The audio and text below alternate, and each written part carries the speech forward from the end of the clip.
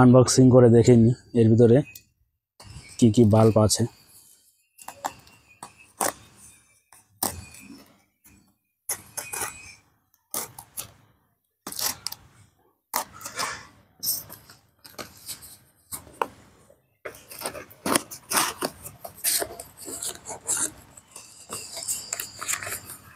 এই যে দেখতে পাচ্ছেন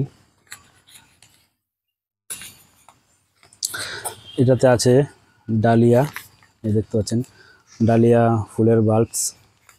দেখে নিই বাল্বস কেমন।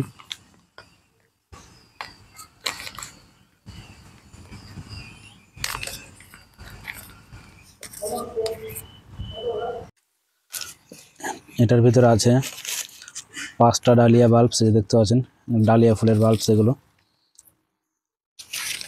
এরপর নেক্সট কি আছে দেখতে পাচ্ছেন ক্রকাসের বাল্বসগুলো কিন্তু অতটা হেলদি না। তো মোটামুটি এখানে আমার কাছে 4 রকমের বাল্ব আছে।